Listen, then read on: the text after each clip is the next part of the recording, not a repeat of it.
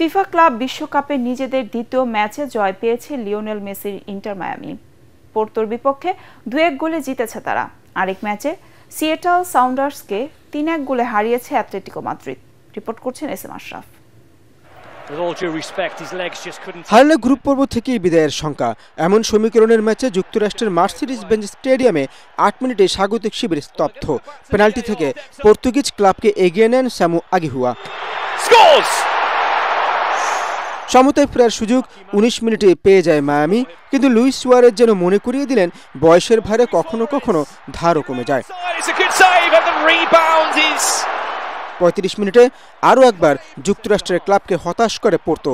এবার ত্রিমাসচির সামনে প্রতিরোধের দেয়াল তুলে দেন গোলরক্ষক ক্লদিও রামোস। প্রথমার্ধেই এগিয়ে যাওয়ার সুযোগ পায় আনসেলমির দলও। প্রথম ম্যাচের মতো এই দিনও গোলবারের অতন্ত্র প্রহরী হয়ে দলকে রক্ষা করেন মিয়ামির আর্জেন্টাইন গোলরক্ষক উস্তারি।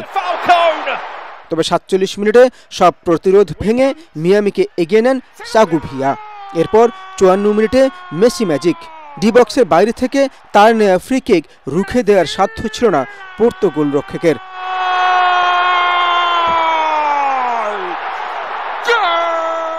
আরেক খেলায় নিজেদের প্রথম ম্যাচে হেরে যাওয়ায় সাউন্ডার্সের বিপক্ষে জিততেই হতো অ্যাটলেটিকো মাদ্রিদকে। সিমিওনের দলকে হতাশ করেনি শিষ্যরা।